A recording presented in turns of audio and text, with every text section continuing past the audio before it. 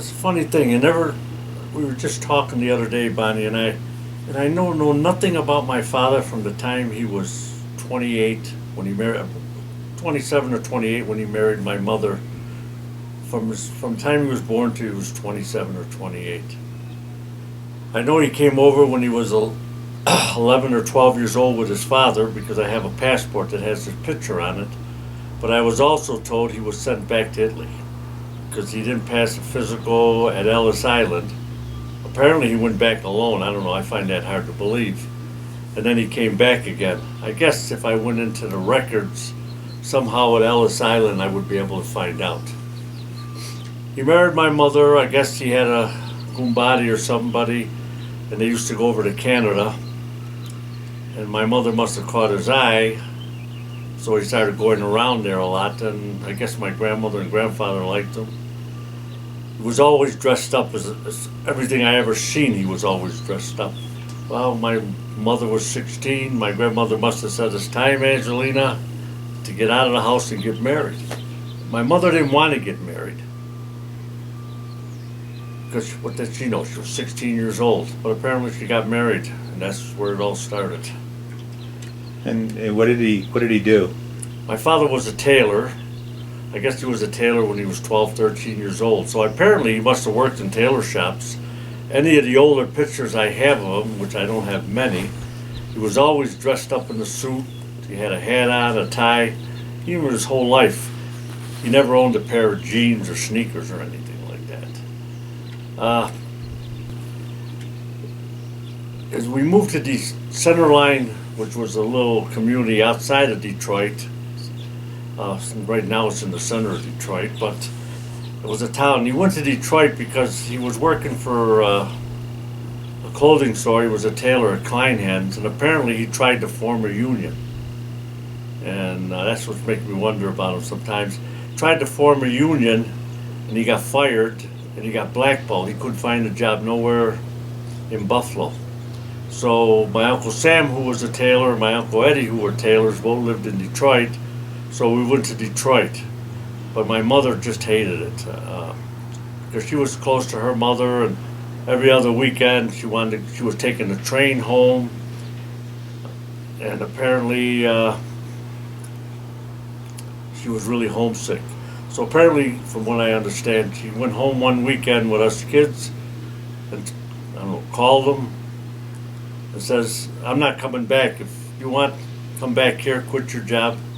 So he came back from Detroit. And that's why we left Detroit. What's boat?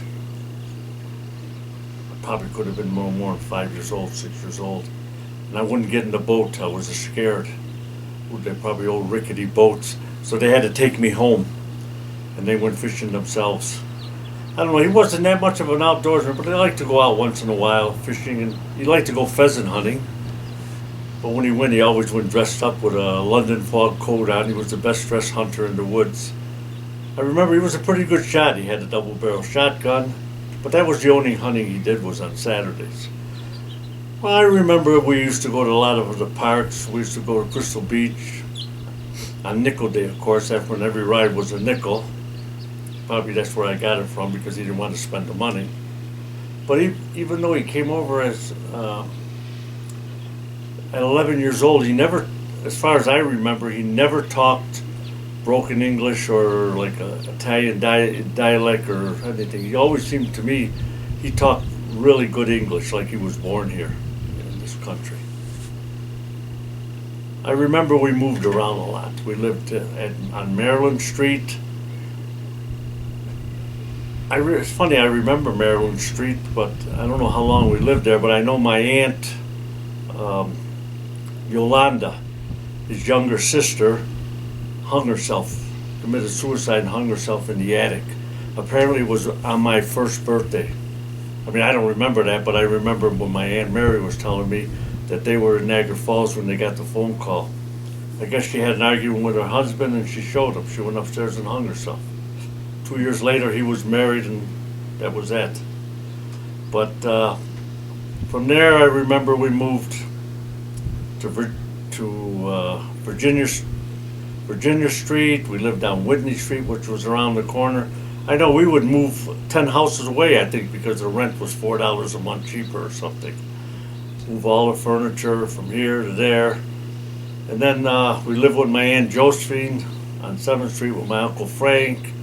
Like they were like living like basically, I guess, like immigrants. You know, there was 3 families in the house. And my mother left there because she got mad at my Aunt Josephine because my mother was buying groceries. And my Aunt Josephine would give them to her mother at night when my mother wasn't around. Funny, but that's the stories my mother told me when I sat and talked with her recently. From there, she bought a house on 90 Fargo, which I do remember. I was in grade school there, and then my father wanted to go to California. I don't remember too much about that, but they were probably arguing about it. He wanted to go to California. Of course, my mother wasn't going to leave her mother, so she wouldn't go. So my father with about three other guys, and they put an ad in the paper, and they got 2 girls to go with them to split the thing, and he bought a 46 Buick convertible. Figuring he'd drive it to California and then make some money in California when he sold it. Because shipping cars, I guess, was expensive or something. So they went to California, but my father didn't stay there. His other brothers were there, Uncle Charlie and Uncle Tony. They were chefs. And they were out there, you know, making a good living and everything in Hollywood, Florida.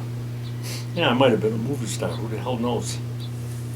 But my father came back. He didn't lose money apparently, but he didn't make no money on the car. But meanwhile, my mother, what happened was my mother sold a house on 90 Fargo, and they made $1,000, which was a lot of money. So my father had taken his $500 to go to California, and my mother used it. That was it, to buy 90 Fargo. No, I got that mixed up. I don't even remember. They sold a house. I do remember one thing. We lived before that in 90 Fargo. We lived in the back of the tailor shop. There was no there was just a bathroom there. There was no shower. We had to wash up. But I don't know how long we lived there, because she bought a house at 99 Fargo. But we had to wait. She had to wait for the house because the guy was having the house built out in Lakeshore. The guy who we bought it from was Lou Scosa. He was a heavyweight boxer. He fought for the heavyweight championship, but he got knocked out in the 14th round or something. But I remember when we moved from 90. See, I got this a little confused myself. My mother, when she sold the house, there was coal down the basement, and my mother said, "Well, I just filled the bin up with coal." And well, the lady says, "Well, if you don't, I don't want to buy it. Take it with you." My mother, being stubborn, I can remember filling bushels and carrying them into the car and wheeling them to 99 Fargo. I think it was $2 a ton at the time or something, $3 a ton. She laughs about it, even when I talked to her, you know, before she passed away. Did you guys have any family traditions you remember? And he was one of the first ones in Buffalo that rented tuxedos. So I remember as a kid, maybe I was 12 years old, or 11, 12. We went to New York City on the train, him and I, and we went because he had to buy all these different size tuxedos and morning dress suits and cutaway suits. So he must have spent quite a bit of money because he had to buy a lot of sizes. So that's where he started. He went to New York. He ordered all his stuff. I remember going with him from place to place to all these different clothing places. And he had all that stuff shipped to Buffalo. And he opened the store on Chippewa Street, Custom Tailors and Tuxedo Rental. He was one of the first ones in Buffalo that started a tuxedo rental business. They just played poker. There'd be 7, 8 guys, some Italian guys, and my father would buy all cold cuts and everything. And they used to play quarter, half, 5 card. And usually at the end of the night, because my father would draw a quarter out of a pot, if it was a big pot, he'd draw 50 cents. And I know for a fact, by the end of the night, mostly everybody lost. The house went all the money. But I remember the poker games because the next day I go there and there'd be quarters here and there on the floor because everybody was afraid to bend down and pick the quarter up, I think. I remember all those poker games. But I knew most of the people. You know, I still can remember most of the people that were there. Much or You know, that's my sister. What do I remember of my sister? Well, I'm gonna say one thing. I know maybe as kids, me and my sister would fight, like, when you're 8, 9 years old. But from when I think I was into high school and that, me and my sister never, we were best of friends. I was always close with my sister. I even think about her now. I miss her. But, and at that time, we didn't have direct deposit, ATMs or anything. When you got paid at the end of the day, when I started, they paid you cash. You got cash at the end of the week, and you got a little piece of paper that says how much they took out federal tax, Social Security. And I used to have a drawer home, and I always had money in the drawer. Of course, my sister knew that. And I always used to find IOUs. One time she took $10. That was like half a day's wages. I sort of hollered at it a little bit, but I never said it. It was just one of those things, but I never got mad at her for that or anything. We always laughed about it later.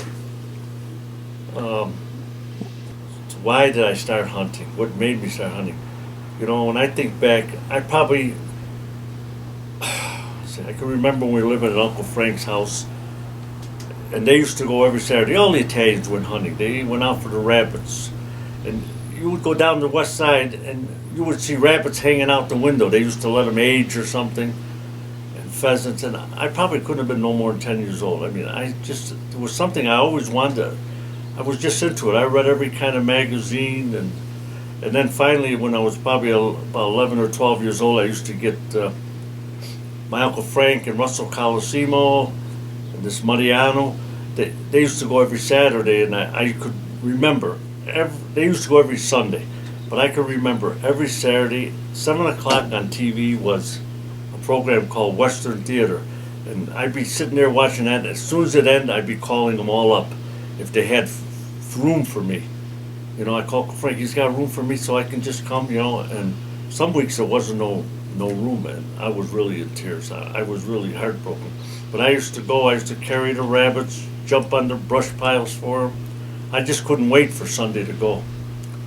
And that's where it all started. But they started taking me more and more. My father would go pheasant hunting a couple of days a year. That was about it. I could even remember I bought a bow when I was on, when bow hunting just started. I got to be 15 years old, 14. It was just an old Ben Pearson bow, and I used to be down the basement and practicing a target down the basement. At that time, everything, nothing was high tech. It was just a straight limb bow. And I went out pheasant hunting with the bow one season before I was old enough to go with the gun, which I think was 15 or 16. And I did shoot at one pheasant. Of course, I didn't hit it. It was in the air. But that's where I got started. And fishing was another thing. So let's see, 1950. My father and them used to like to go fishing when they went to Niagara Falls. They used to go down the gorge. They call it down the hole. And what it was, there was a path down the gorge, but it was between the powerhouse and the whirlpool. And there was a ladder made where the stones were. Some guys made it. And there was a trail going down there. When you got down there, guys would make a couple little docks so they just can get away from the shore. And they used to like to go down there, and they used to catch pickerel, blue pickerel. But at first they wouldn't let me go when I was too young, But then later, I used to be able to go down there. One thing I remember the most is they were down there, and Uncle Pete came down. And Uncle Pete was a little bit chunky. They sent him home for spaghetti. He went home, he made spaghetti, and he brought all the spaghetti with dishes. He carried them all the way down the gorge. I remember that clearly. After that, my father, first fishing trip I remember. Let's see, my father must have got some brochures from somebody. He was, like I say, he wasn't much of a fisherman. We didn't have a motor or nothing. Burke's Falls, which was a little bit south of North Bay. And I got two of my friends, Sammy Naples and Joe Ladle. And we drove up there, and my father had a 49 Buick. I remember that.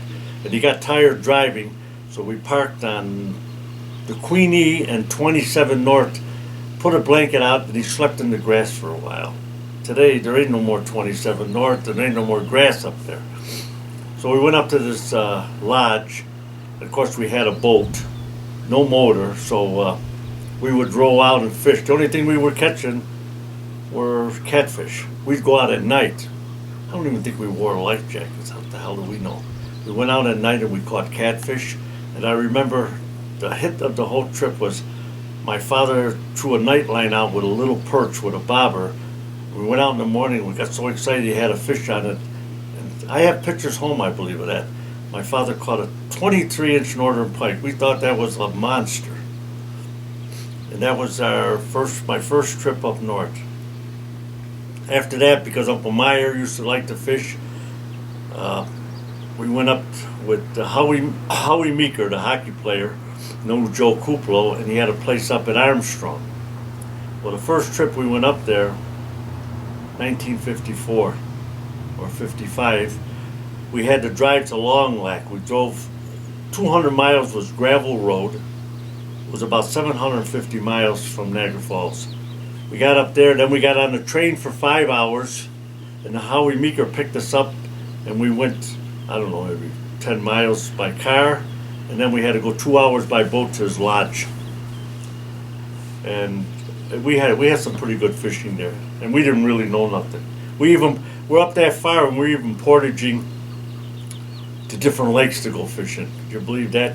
We're down 1,100 miles north, and we're still looking for other lakes farther in to go fishing. But I have a movie of that. The second year we went up there, we got on the train in Niagara Falls and took the train all the way up to Long Lake. Then we got in there. We weren't in there.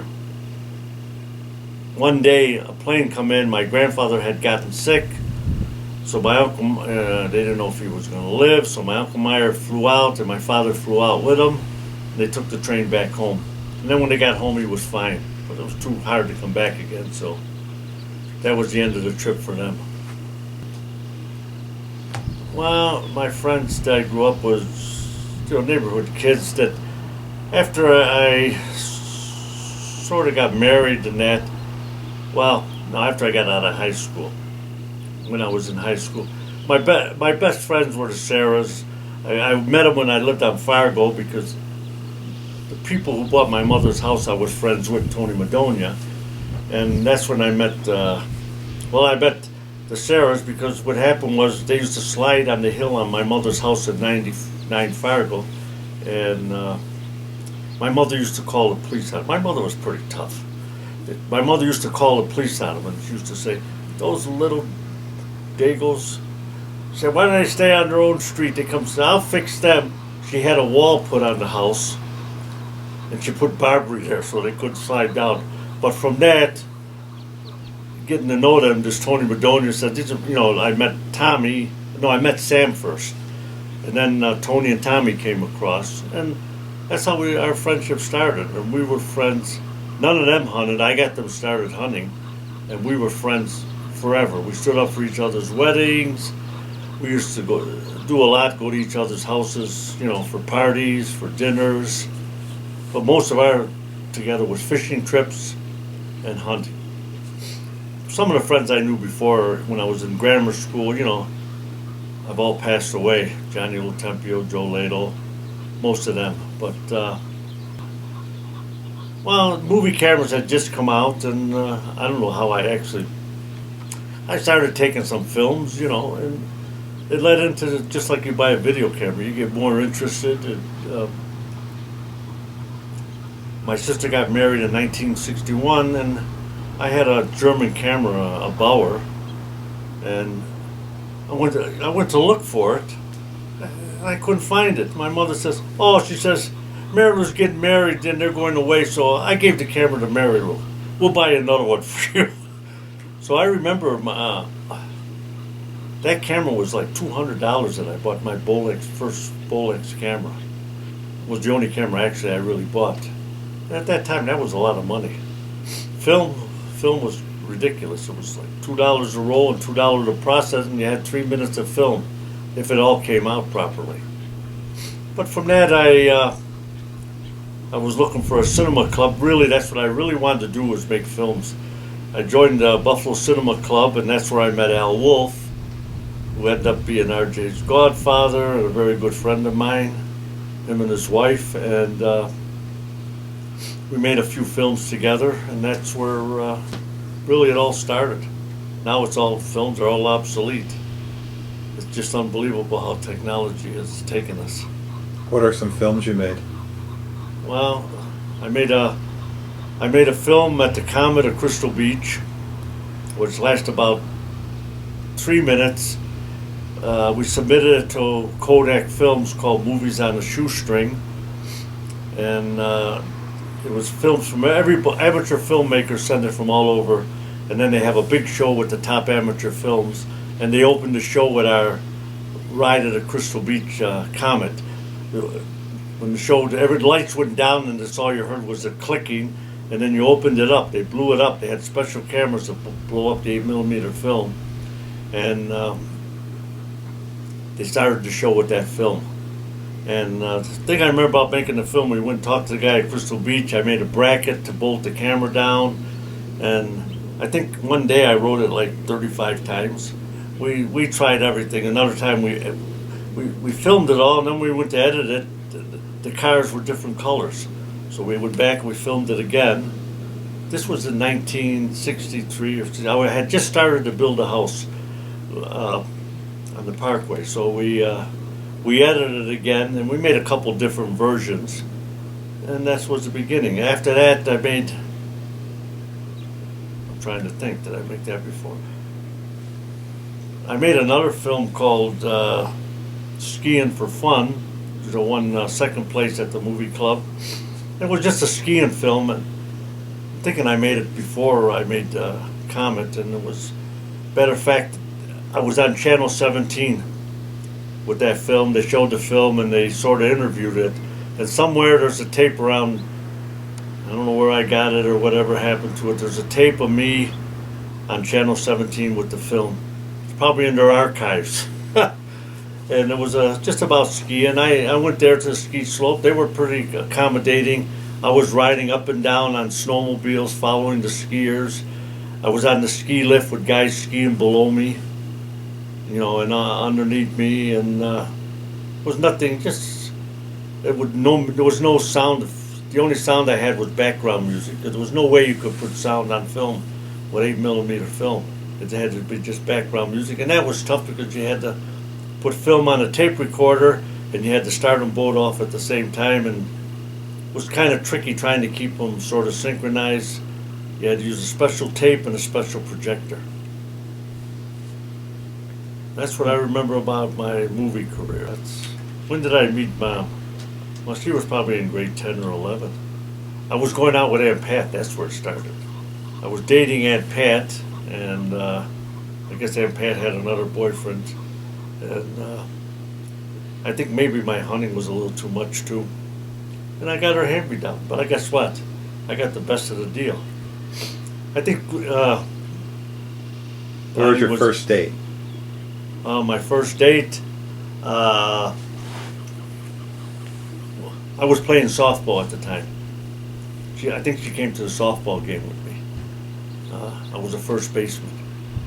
And that's where we I think first went out. We may have went bowling, but I think the first date we went out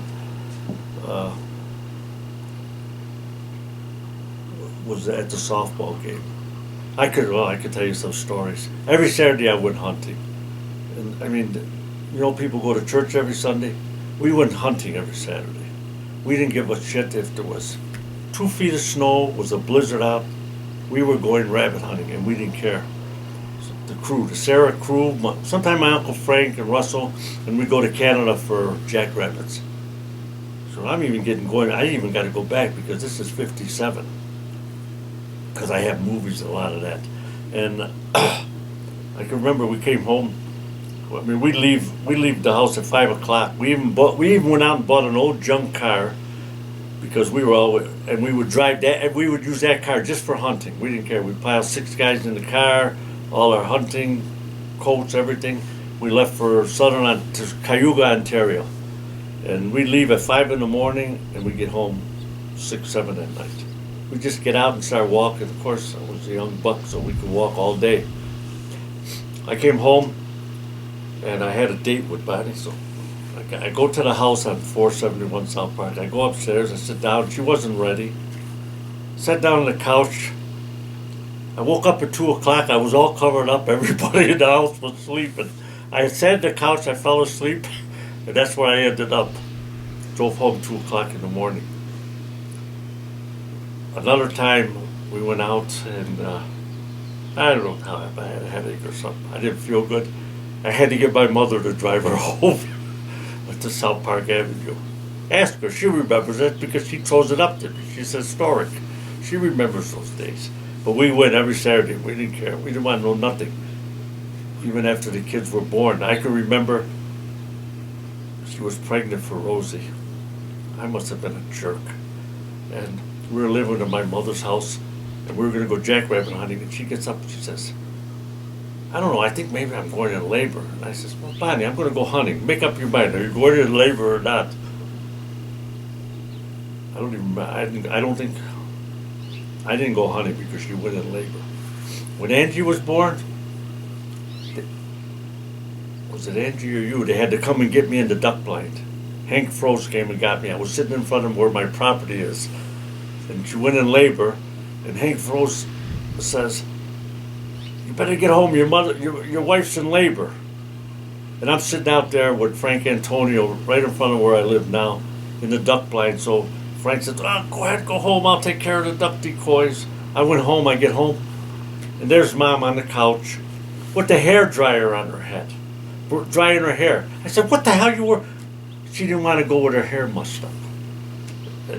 Yeah, she was in labor, but she had to do her hair first. How long did you date before you got married? How long did you date before you got married? How long did we practice sex? No, how long did you date? We got married in 62. Probably 55 we started dating. 5 years maybe? Five, no, I don't know. You know, that's a good question. When I started dating her, I was 6 years. How about the wedding? Oh, the wedding. It was a big wedding. It was about 400. I don't know. Of course, we had the wedding. The pictures were taken at my mother's house on Fargo. The wedding was up at Holy Cross Church. We had the breakfast. They had like a buffet in the afternoon, and then at night they had the dinner. The caterers, believe this or not, came from Niagara Falls, Ontario. They all snuck across. They all came across the bridge with different things, in different cars. And I can remember, they thought it was outrageous. We paid $4 a plate, or $4.50, and we had lunch, and then we had dinner at night. And Al Wolf, my friend, filmed the filming for us. My cousin Russell loaned him his Model T Ford to drive in, and they forgot Grandpa and Grandma at the church. Everybody left, and they were stuck there. And then somebody realized, they went back and got them. How about how'd you ask Mom to marry you? Or, yeah. How the heck do I remember that? Archie, yeah, I don't know. I think it was taken for granted. I don't know when we got engaged. Oh, we got engaged. Grandma took us to the Red Lobster in Buffalo for the occasion. When did I ask her to marry me? I don't know. I didn't do nothing fancy. I really better get her out here because she remembers. She's historic. I ain't. I can remember when I shot my first deer, but I can't if I say that in front of her, I'll really be in trouble. I can remember when I shot my first deer. I can remember who Jake LaMotta fought. Can I remember when I proposed to her? No. I don't even remember. I better ask her. I remember we went to Grandma Rosie took us to the Red Lobster for lobster. They liked me, My mother-in-law liked me. Bonnie's grandmother asked her, how come you're marrying that old man? Because I was 5 years older than her. So 62, Mom would have been 20, and I was 25 and a half. My father-in-law liked me. I was a truck driver. I was working for a trucking company, and he must have figured he was a truck driver. So I always got along really good. My mother-in-law and father-in-law were like my mother and father-in-law. I think I got along better with her than I did with my mother sometimes, even though I never argued with my mother or that. But my mother was kind of tough, but she was a good person. She was always something because she wanted the best for us. She always wanted to tell us how to do everything, but she really wanted the best for us. What else you got there? What about building the house? Well, we got married, and started off, we got married, we were looking out in North Park section of Buffalo where all the Italians were moving from the west side to North Park section. And we went looking at houses with my mother. Of course, we had to look at double houses so we had income coming, And that was the tradition with the Italians. You buy a house with 2 flats, or you collect rent that pays for the house. And we went looking around, and I don't know, I was hunting ducks where I am, and the 2 lots were for sale. And I had really not an uncle, but we called him Uncle Paul. He lived upstairs in my mother's house in Fargo, and he had a place in Crystal Beach. And he had no children on, so he offered me 3 lots. The lots were small, and he says, "Here, you want to build a house?" He said, "I'll give you these lots for nothing. You can live in my house." So the more we started thinking about it, because my mother wanted to build a 3rd-floor apartment on Fargo for us to live in, and the more I thought about it, we started thinking about it. So we come across these lots on the Parkway, and the lots were $3,500 for 2 lots. So Frank Antonio was going to buy one, and I was going to buy the other. We were going to sever them. Well, for some reason, I bet he didn't want to move out there. There really wasn't a lot of people out there. So I ended up, after the wedding, the money we collected from the wedding, we bought the lot. It was $1,750, I believe it was. It was an acre lot. So we had Gumbati, Philip Kazuchi. I'm godfather to one of his daughters. He has long passed away. And he was a carpenter, and I talked to him, and I mean, really, I didn't know what the hell did I know about building anything? I never built anything. He said, "I'll help you." So, if you want, I knew how to use tools because I went to mechanical school. So that's how I started. I don't know. I look at it now and I say, how the hell did I get enough nerve to build a house?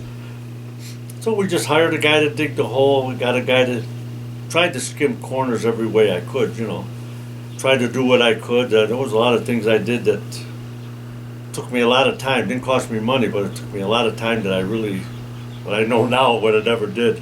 I can remember that we dug the basement, and walls went up, the floor went up.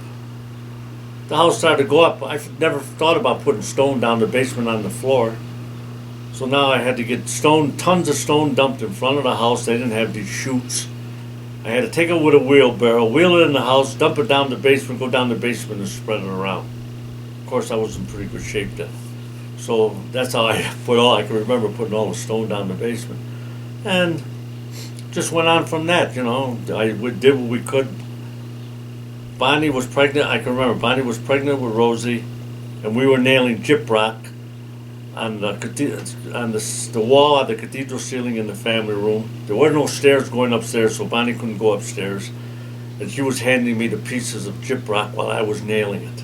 I was there every day after work. I even gave up some of my hunting to work on the house. And then when the weather got cold and the guy didn't show up to put the furnace in, the ground was backflow. It froze, and it pushed the back wall of the block split a little bit, all the way lengthways. So now I panicked, and I mixed cement by hand, got steel rods, and I filled the whole back wall of cement that I mixed by hand. Put rods down it, poured it real soupy, and poured it down every hole in the block. And finally the guy come in, in the heat, and it's been good ever since, but I've never had no leaks in the walls because at the time, driving truck, I used to go to DuPont, and I got 8 mil polyethylene, of course, for nothing. The guy threw me a whole couple rolls in the truck, and I coated all the walls with plastic. I was ahead of my time. They tarred it, and I put plastic on the walls. So from there, just, but it seems like you're never done building the house. You're always changing something. But that was the best move I ever made. I know sometimes maybe the kids, because they're so far away from everybody, but living on the river, you can never imagine what a move that was. I think about the impact that we all have on life. What happens if I would have lived in Buffalo? I mean, everybody I knew on the Parkway that I fished with, Bob, Greg, all the friends my kids had, the hockey that RJ played with, and the football. None of that would have happened.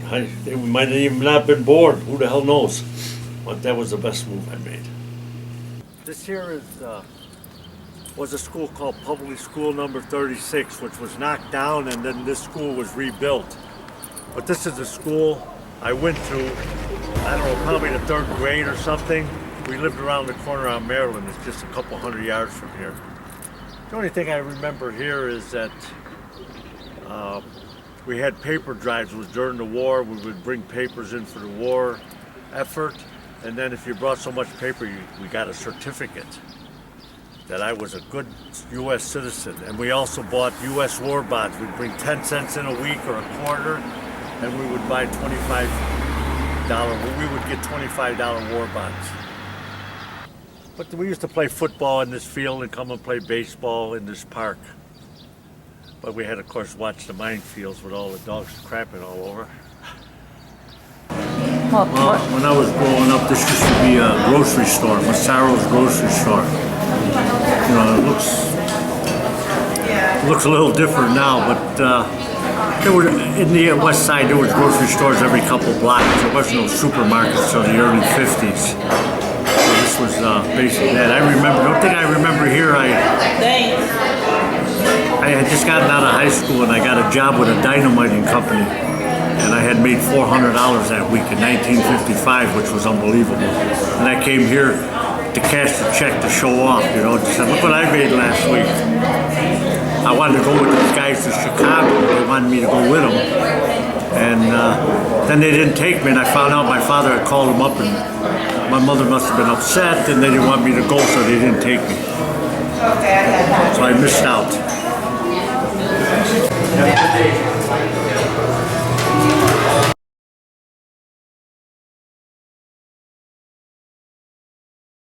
Well, this is the church where I made my first communion. But I guess it's locked up. They want to keep everybody out. And an upstairs and a downstairs. And the children weren't allowed to sit upstairs. We had to go downstairs. And then there was all the nuns were there. They were like prison guards. If you didn't kneel straight, they hit you with the poker. And of course they had the envelopes which says 10 cents fair, 20 cents good, $1 real good for the collection. I don't remember what we gave.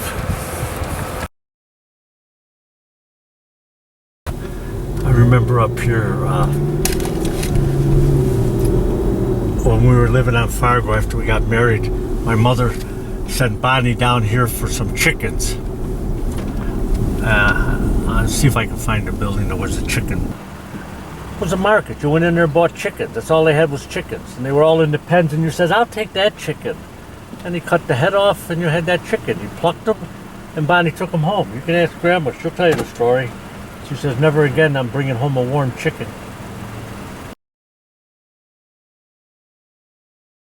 Okay, up here was a building. It was Merkin's Chocolate was here.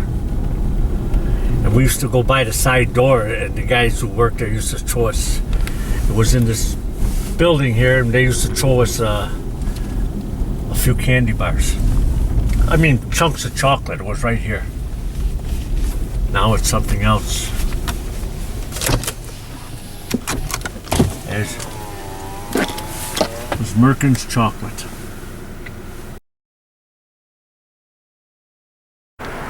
This is the church where we were married in 1962 with my lovely wife. And this is the place where Bonnie's mother and father were left. We all left to go to the hall, and nobody took them. I don't remember how they got there. I don't know if somebody came back for them or what. We didn't have cell phones to call. You want to look inside the church? Where we're gonna head is down the foot of Ferry Street. When I was a kid, we lived on Virginia Street, which is a ways there, and I used to go there fishing. I used to go off the break wall and off the wall.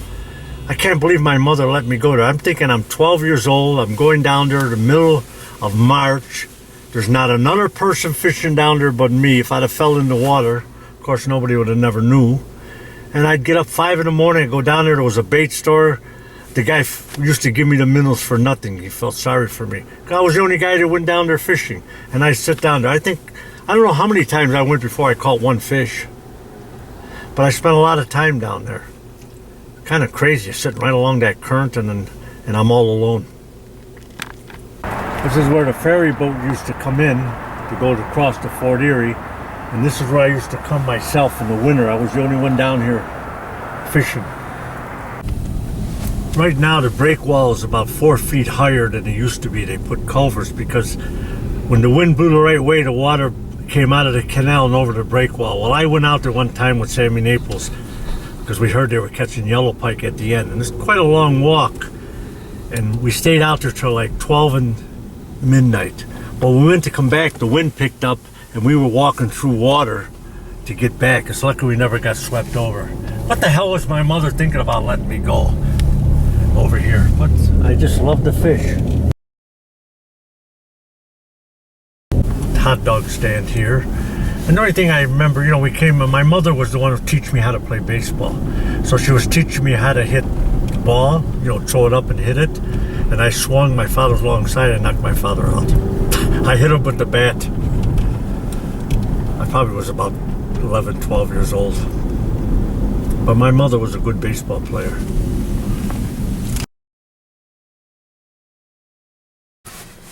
So tell me about this, Dad. This was 215 Virginia Street. There was a shoemaker shop downstairs, which was a good friend of my father's, John Booya.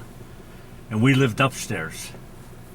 And what I remember here is I had mentioned to a friend of mine that, I don't know, my father had a big piggy bank.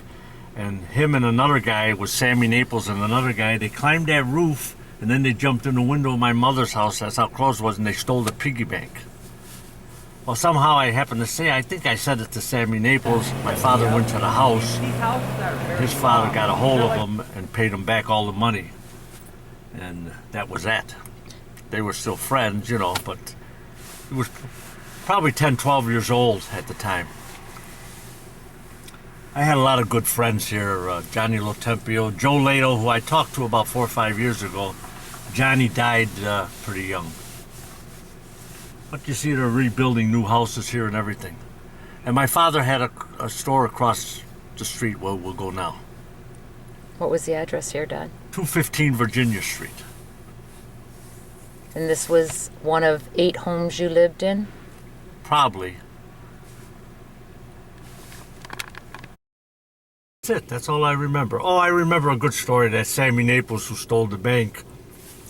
We had an Arbor Day and we were planting a tree. They had all the school was outside and we're planting a tree there. And they were planting a tree and some guy was walking by and said, "What are they doing?" He says, "Oh, the teachers are having a wrestling match." And next thing you know, everybody's in the office. I don't know who told the people, because he must have called the school board or something, that they were having a wrestling match. The teachers were having a wrestling match in the grass. Did you play any sports here, Dad? No, I played hooky. No, I didn't do too much sports. We played baseball, but I didn't play on any school teams. I was too fat. I couldn't run. I was like Michael. By now I was into hunting, and that's all I could think about. Who got you into hunting? I don't know how I got into it. It just was born into me. That's, I can remember this neighborhood. During the deer season, you go down here and there'd be deers hanging. Anybody who was a hunter, they'd bring the deer home and hang them on the front porch.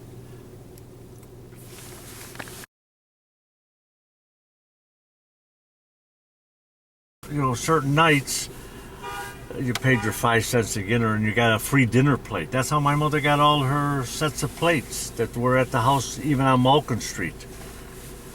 That's how good she took care of them. They must have been good plates. But that's where she got a lot of her dinner plates. She got the whole set From you guys going to the movies? from going to the movies.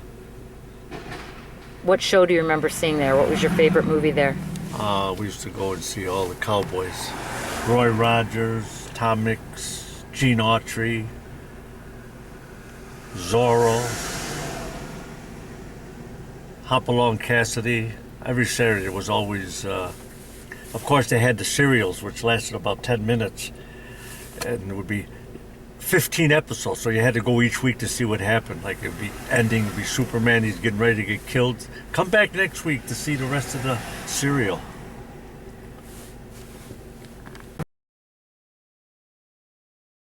What is it now, Dad? Clinic now. This is a clinic now, but It's a methadone clinic, and that helps with women that are being battered, and it helps with housing and food for the homeless. oh, that's good. Yes. This was the Butler Mitchell Boys Club. I remember because we used to pay, I think, $1 a year to join, or 50 cents, whatever it was. This is 70 years ago. And we come here and play basketball. They had boxing, like there was Golden Glove boxing, a lot of boxers, and everything else. And matter of fact, one of the guys I knew here when my father had the store, his name was Charlie Cacci, but then he changed his name to Bobby Milano and he became a professional singer, and was in Hollywood and everything, but he died a few years ago. He made a lot of records and everything. Sorry here, Rose. Where are we going now, Dad? This is 10th Street. We're going down to the store I remember here, like when you're a bunch of kids, 10, 9, you might gang up on one guy, and I remember one time they pulled my pants off and they threw them up and they stuck up on a pole. I had to go home in my underwear. I don't know what pole, but it was down here someplace.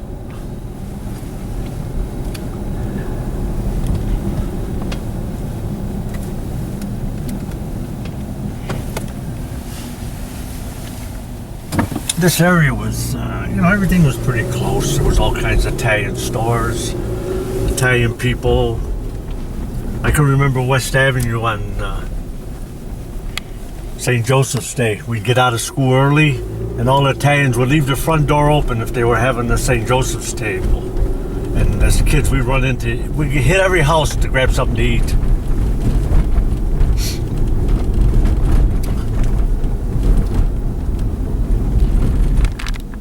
How the hell did I get to be this old? I don't understand it.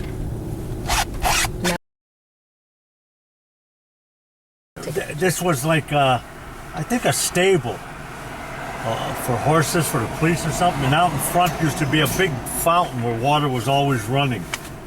Of course, we always came over here to get a drink of water in the summer. But that's a pretty old building there. Where are we going, Dad? Down on Chippewa Street where my father's store was. What do you remember about your dad's store? I remember a lot. There was, you wouldn't have enough film if I had to tell you everything I remember about there. Well, tell me some of the good stories. About,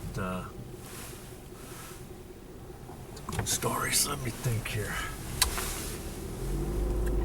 About them taking bets.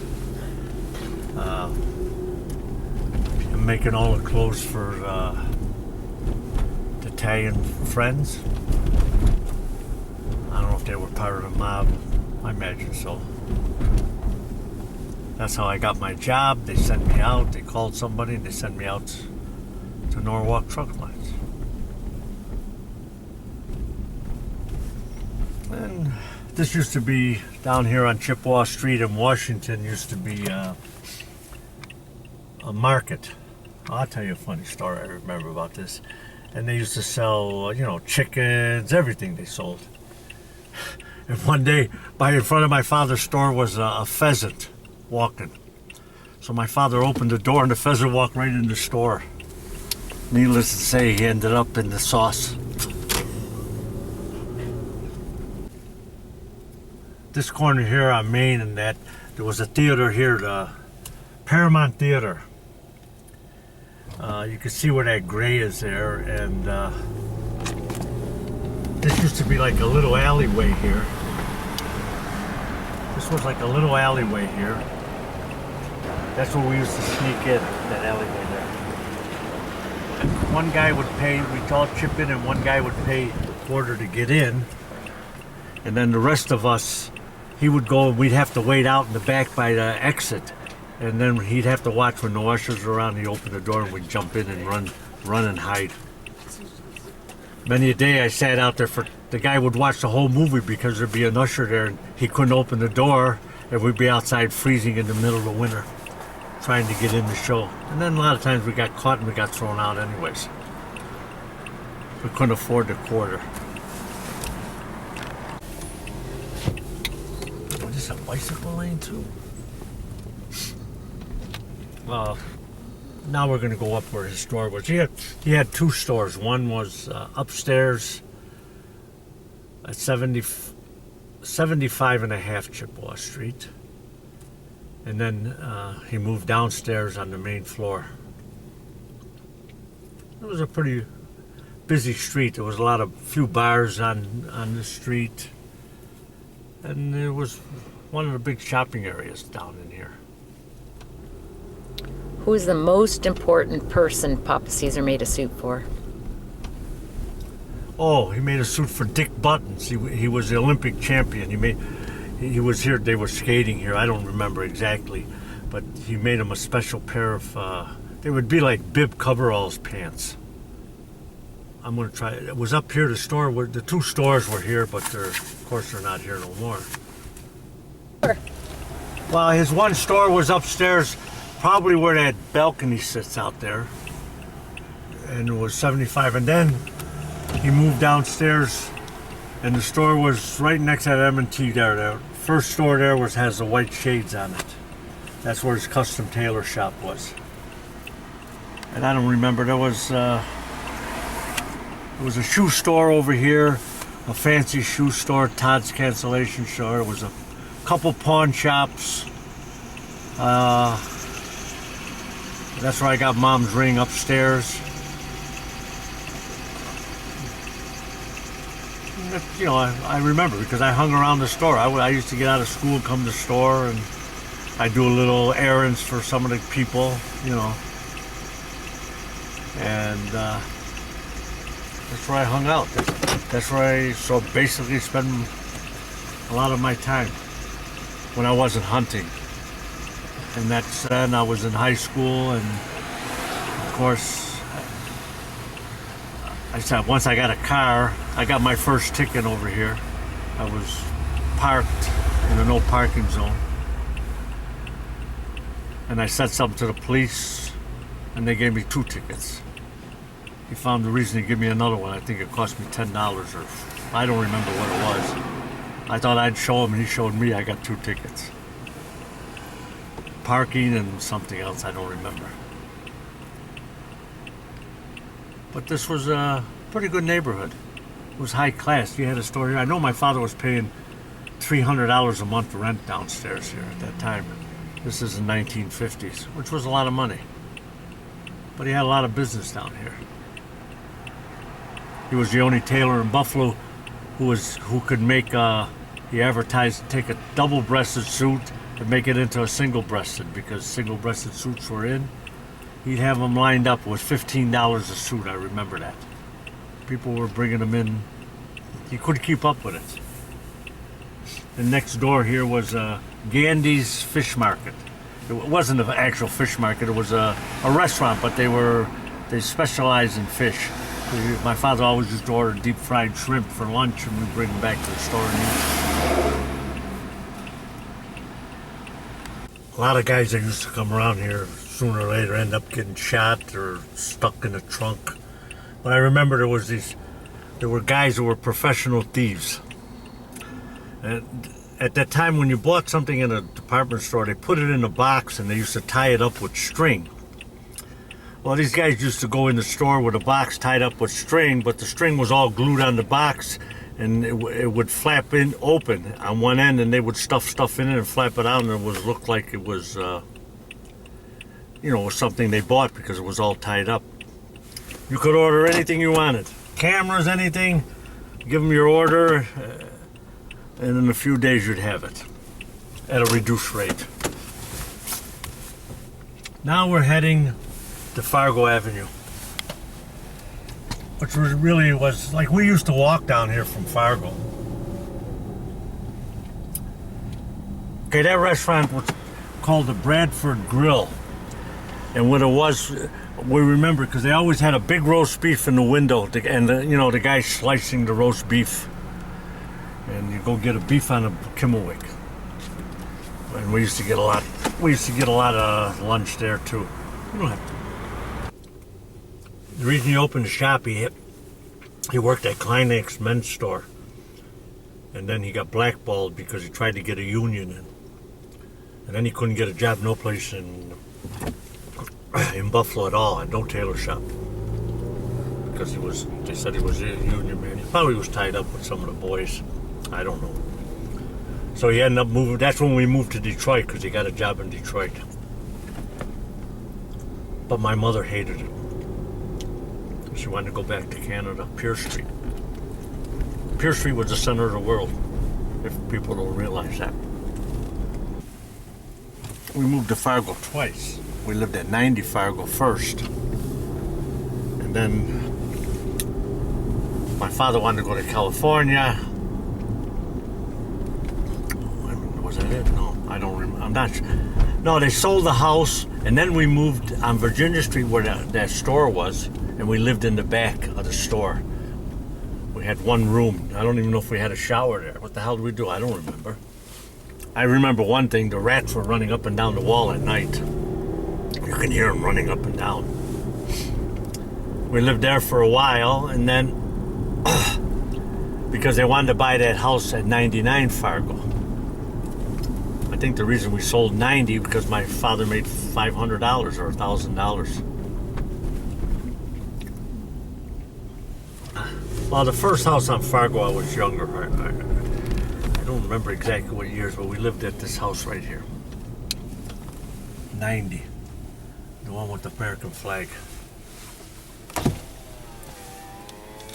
We bought that house. I think my father paid about $9,000, and then they sold it for $10,000. Now I understand it's worth about $200,000. I don't know what I remember about that. We had big rooms. I had my own bedroom. I was fairly young there because then when they sold the houses, that's when we moved to Virginia Street and everything else. And then my mother was sad because she wanted to move back on Fargo. And she found a house and we had to wait for it because they were building a house, and we probably waited a year before we were able to buy that. Well, 99 Fargo was only just up the corner. Wait. Oh, yeah. I grew up around here. Yeah, I just listened to the stuff.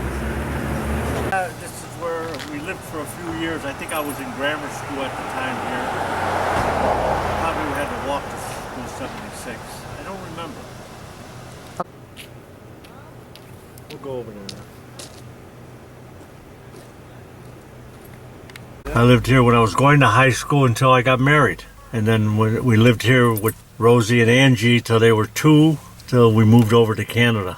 This is the house where my mother used to call the police on Tommy and Tony because they used to come and slide down the hill. I remember the boat pulling it up the hill while I wanted to repaint the bottom of the boat, but I had no garage to do it. So the back window, there was 2 windows going down the basement. When my mother wasn't home, I cut all the steel bars on the window, took all the bars out, and I slid the boat down the basement in the windows. And my mother come home and had a fit.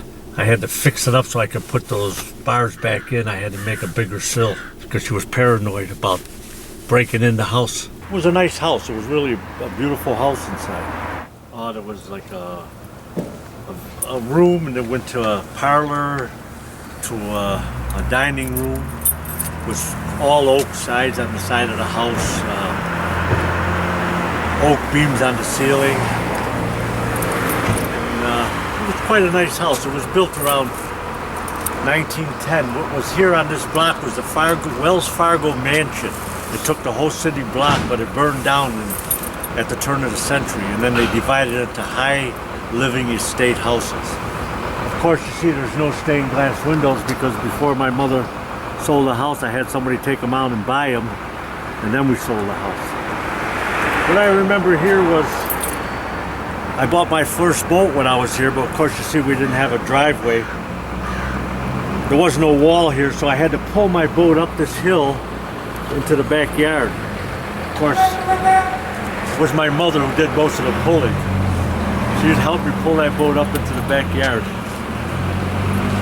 Oh, I had a lot of memories. I could always remember on Saturday morning, we'd make the rounds, somebody come pick me up to go hunting, and I remember my mother going up on the roof and putting in the storm windows and the gutters, cleaning the gutters while my father held the ladder. Actually, these are bushes my mother planted.